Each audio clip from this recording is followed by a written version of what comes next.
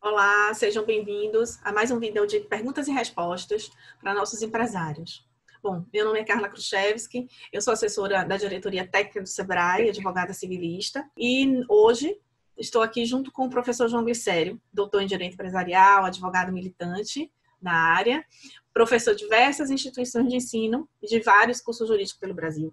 E, acima de tudo, um grande amigo, um companheiro. Estamos aqui junto para tentar esclarecer algumas dúvidas corriqueiras, correntes, e outras tantas não tão corriqueiras, mas que serão muito importantes para fins de elucidar o empresariado brasileiro das novas medidas governamentais que estão sendo tomadas para auxiliar na manutenção da atividade empresarial no nosso país. Eu acho que não é demais ressaltar nesse momento que o pequeno negócio hoje é responsável por 99% das atividades empresariais no Brasil, assume 44% da massa salarial e o faturamento do pequeno negócio hoje representa 27% do PIB do Brasil. Tá? Com a palavra, professor João Glicério, para dar início a nosso bate-papo. Muito obrigado, professora Carla, que é uma grande amiga de muito tempo, de longa data. Foi uma parceira de vários projetos que construímos juntos aí durante a nossa vida acadêmica, a nossa vida profissional. Eu gostaria de agradecer penhoradamente o convite do Sebrae para estar aqui hoje. De fato, é uma honra participar do Sebrae Talks, e especialmente tratando de um tema tão relevante, né? Estamos num cenário de crise econômica decorrente da pandemia causada pela Covid-19, e essa pelo SARS-CoV-2, né, que gera a Covid-19, e nós estamos aqui hoje para tratar especificamente das medidas que o empresário tem à sua disposição para tentar minimizar os efeitos tão danosos que essa pandemia pode causar ao seu negócio. Então, para dar início ao nosso bate-papo, já falando da medida provisória número 944, que institui o Programa Emergencial de Suporte a Empregos, eu queria saber, João, qual é a finalidade dessa medida? Carla, essa medida é destinada à realização de operações de crédito que tem por objetivo suprir a folha salarial dos empregados, dos empresários.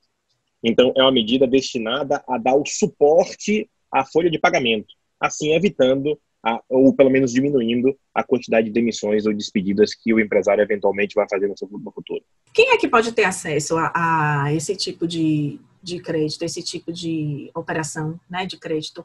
Quais são as empresas que podem ser beneficiadas?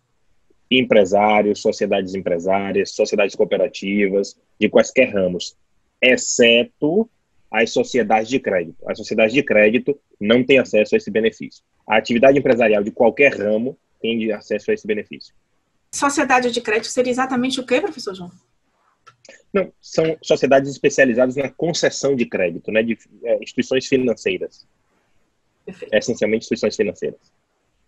E qual é o critério utilizado para definir essas pessoas, esses beneficiados? Algum critério que o governo estabeleceu para determinar quem pode tomar?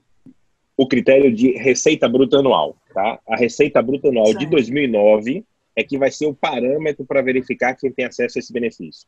Aqueles que tiveram receita bruta anual superior a R$360 mil e inferior a 10 milhões de reais durante o ano de 2009 terão acesso a esse benefício. E, naturalmente, surge a dúvida.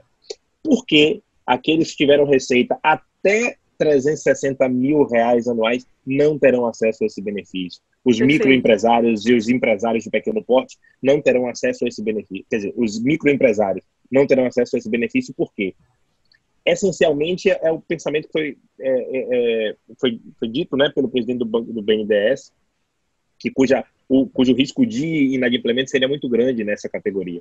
Então, eles excluíram os microempresários, mas mantiveram os empresários de pequeno porte e os empresários de médio porte.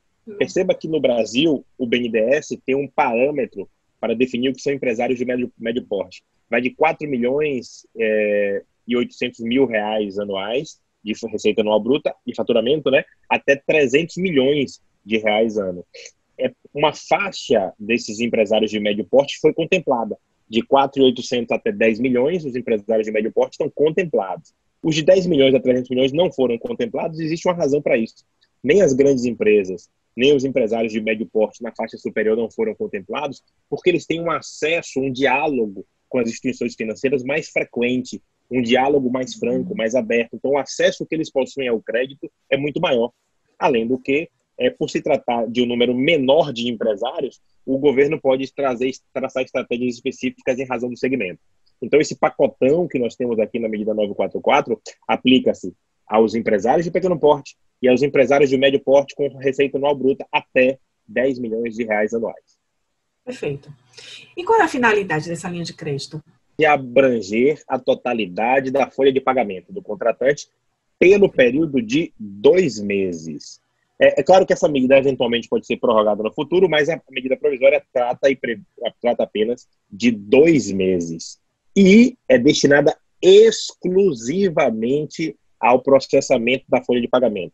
Nenhuma outra despesa pode ser paga com esse recurso. Esse recurso deverá ser destinado exclusivamente ao pagamento da folha. E em relação a essa folha de pagamento, a gente pode falar em limite de valor dessa linha de crédito? Ou seja, para qualquer folha de pagamento, para qualquer valor de salário? Não. Na verdade, é limitado apenas ao valor equivalente até 2 vezes o salário mínimo por empregado.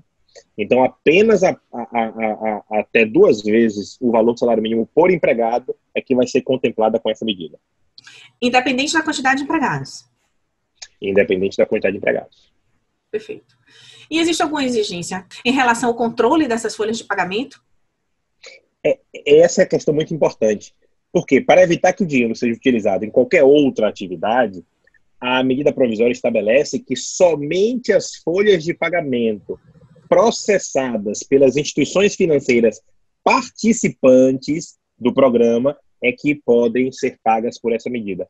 São todas aquelas instituições financeiras. Agora, qual a instituição financeira que pode participar do programa?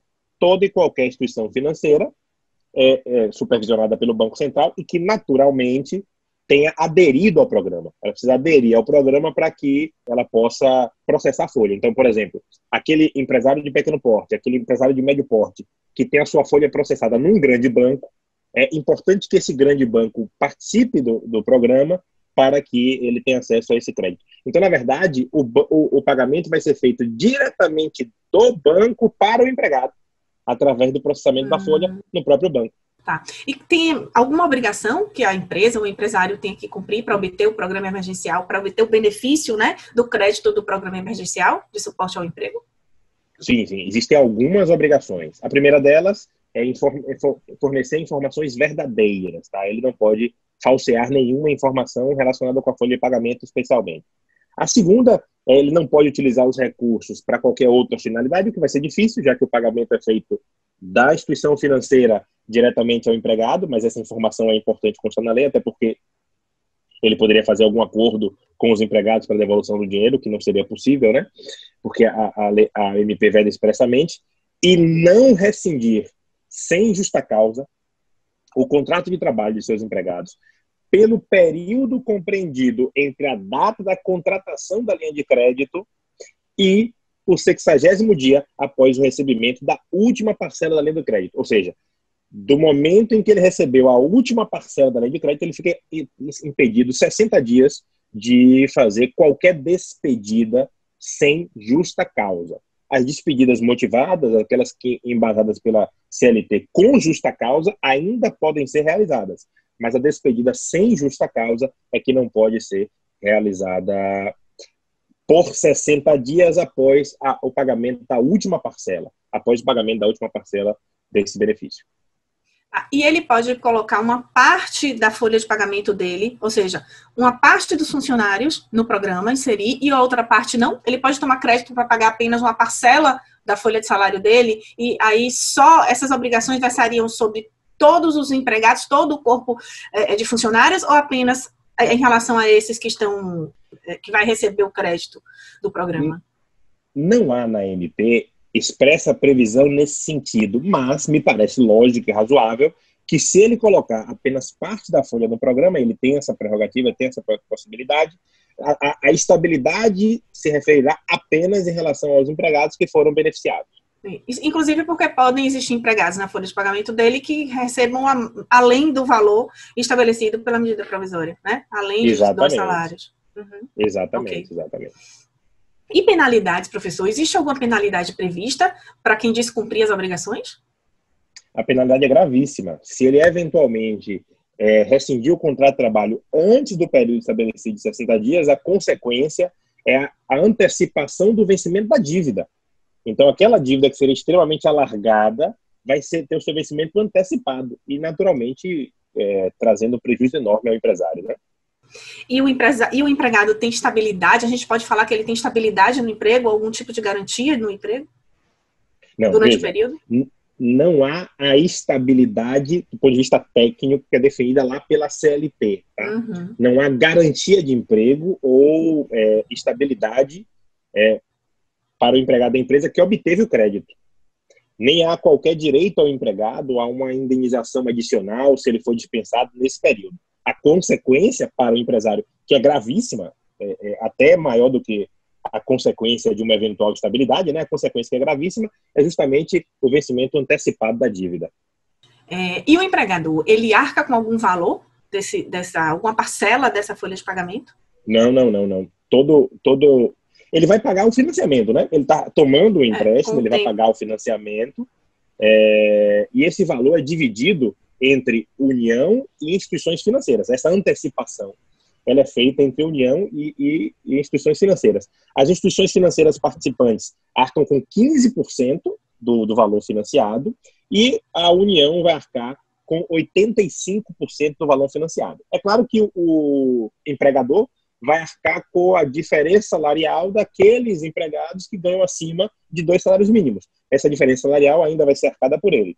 Mas, do valor que está sendo antecipado para o pagamento das folhas, 15% das instituições financeiras participantes e 85% vai ser fornecido pela União através do BNDES. E os juros? Existe previsão de juros para incidência de juros nesse montante tomado como crédito? A taxa de juros é muito baixa. O programa fala em taxa de juros de 3,75% ao ano. Aí você vai falar, pô, João, mas existem instituições financeiras que praticam taxas próximas desse valor para investimento, para outras questões. Mas perceba que a medida provisória fala só em juros, não fala em correção monetária. Então, é possível que esses juros fiquem até próximos de zero, porque quando se a inflação for maior do que esse percentual no ano, eventualmente os juros serão até negativos. E quanto aos prazos, existe algum prazo previsto para que o empresário tome esse crédito e também para que ele pague? Existe alguma previsão nesse sentido? Sim. Para a tomada do empréstimo, ele tem até o dia 30 de junho de 2020 para aderir ao programa, né? E para pagamento, ele tem 36 meses para pagamento, com uma carência de 6 meses para iniciar o pagamento. Só que durante esse período de 6 meses, haverá capitalização de juros. E só lembrando que nós temos aqui um aporte de 34 bilhões da União para o BNDES, para dar sustentáculo aí, para subsidiar esse programa, que é muito importante para a preservação da atividade empresarial do nosso país. Agora a gente vai falar sobre a medida provisória 946, né, que transfere o patrimônio existente no fundo PIS/PASEP para o FGTS. Né? Ele extingue o fundo PIS/PASEP em 31 de maio de 2020 e transfere os valores lá existentes para o FGTS. Vamos falar um pouquinho sobre isso, professor. Até quanto esses valores podem ser resgatados pelo empregado? Só um detalhe importante, é uma transferência de 21 bilhões de reais do PIS/PASEP para o FGTS. É essencialmente porque as regras do FGTS são mais flexíveis para saque do que do PIS/PASEP. Então, é uma forma que o governo encontrou de injetar na economia essa quantidade de valores para que a gente pudesse também atender aquelas pessoas que têm alguma necessidade naquele momento. Então, vai entrar naquele cálculo de saque do FGTS e, naturalmente, vai favorecer muita gente. Além disso, a extinção do PIS/PASEP vai ser feita até 31 de maio de 2020. Então, tem até 31 de maio para fazer as transferências todas. Aquele valor vai ser resguardado na conta do empregado, só que agora a título de FGTS, e extinguir o PIS/PASEP até 31 de maio. E até que período esses valores podem ser resgatados? Todo trabalhador brasileiro vai poder sacar R$ 1.045 da sua conta vinculada ao FGTS. Sim. A partir de 15 de junho de 2020 e até 31 de dezembro de 2020. Tá? Então, a partir do dia 15 de junho até 31 de dezembro, o limite de R$ 1.045 por trabalhador, que é o valor de um salário mínimo, né? E como é que o empregado pode sacar esses R$ 1.045? Tem alguma regra, já que ele passa a integrar o Fundo de Garantia do Trabalho, que é o Fundo FGTS, para o saque de R$ 1.045, ele tem que seguir as mesmas regras que teriam que ser seguidas na hipótese de saque de FGTS? Não. As regras do saque normal do FGTS são regras bem mais rigorosas, né, em razão de motivos específicos. Aqui não. Todo trabalhador, em razão da situação de calamidade pública causada pela pandemia, vai poder sacar esses R$ 1.045. Entre o dia 15 de junho, repetindo, né, entre o dia 15 de junho de 2020 até o dia 31 de dezembro de 2020. Agora, professor, se ele tiver mais de uma conta vinculada, né? Se ele trabalhou em mais de uma empresa e tem mais de uma conta de PIS/PASEP vinculada ao CPF dele, ele pode sacar em cada conta 1.045 ou por CPF? Não, a vinculação dos 1.045 é por trabalhador e não por conta vinculada. Então, se ele tem mais de uma conta vinculada, aquele valor global de 1.045 vai ser feito por trabalhador e não por conta vinculada, como por CPF, né? Vamos lá. Agora, já falando na medida provisória número 945, já é uma medida provisória bem mais específica, né? Direcionada a um tipo de empregado específico, que são os empregados portuários dos portos do Brasil. Essa medida provisória também é uma resposta à pandemia, na medida em que busca preservar a saúde desses empregados, que são empregados avulsos, né? Que não tem carteira assinada, em regra, né? Uhum. Então, como é que seria? Qual é a previsão de benefício, de beneficiar esses empregados? Existe alguma... A medida provisória versa sobre o que exatamente? A medida provisória 945 trata especificamente de uma categoria extremamente importante. É um serviço essencial ao funcionamento da atividade econômica em nosso país e que, se afetada, pode travar toda nossa economia, tá? Que é a dos portuários. No sistema de trabalho nos portos, existem aqueles que têm carteira assinada, que têm vínculo empregatício com algumas empresas que operam nos portos, e existem aqueles trabalhadores avulsos, que são contratados esporadicamente, tá? Para proteger estes trabalhadores avulsos, é que veio a MP 945, onde ele vai perceber algo em torno de metade da sua remuneração no período que foi estabelecido pela lei. Então, vai ser apurado o quanto ele recebeu entre o dia 1º de outubro de 2019 e o dia 31 de março de 2020, e vai ser garantido a ele metade do pagamento dessa remuneração. Essa remuneração, ao que o senhor se referiu há pouco, é um salário? Tem natureza de salário? Não. Como ele é um trabalhador avulso, não tem vínculo empregatício, ele é um trabalhador autônomo, né? Essa remuneração terá natureza indenizatória.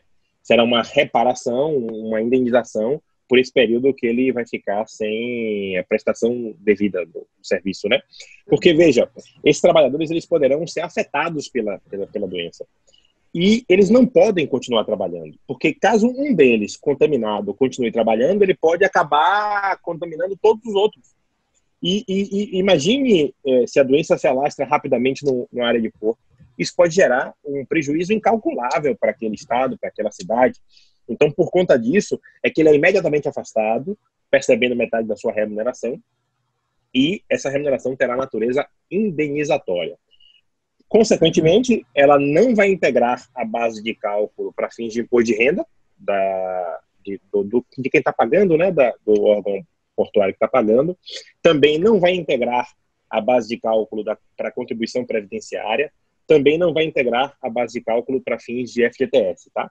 Ela poderá ser excluída do lucro líquido para fins de incidência de imposto de renda, quando a pessoa jurídica tem a tributação pelo lucro real. Pelo que a medida diz, basta o trabalhador apresentar sintomas, não é isso? Não precisa necessariamente haver uma confirmação, um teste que confirme a contaminação por Covid-19. É isso, porque como muitas vezes existe uma demora entre o momento que o teste é realizado e o seu resultado, os trabalhadores portuários não podem ficar sujeitos ao risco de uma contaminação em massa. Por essa razão, ao menor sinal de sintomas atestados por um médico, aquele trabalhador já pode ser afastado, tendo acesso aos benefícios. E ele pode pleitear os benefícios, inclusive de modo eletrônico, para evitar que vá até o porto e que eventualmente acabe contaminando os colegas. Uhum. E quem é que vai custear essa indenização, professor? O operador portuário. O operador portuário, ou qualquer tomador de serviço, né, que tenha requisitado o trabalho daquele trabalhador avulso, né, daquele trabalhador portuário avulso, que vai requisitar ao órgão gestor de mão de obra dos portos, né, que vai fazer esse pagamento. E aí, depois, ele tem algum benefício por haver custeado esses valores? Os benefícios serão a redução da tributação, né? A carga tributária vai ser evitar que o cálculo incida sobre esses valores, vai haver uma redução da carga tributária para que ele possa custear o pagamento dessa mão de obra. Muito importante, repito, não só para a atividade portuária, mas para toda a atividade econômica daquela região.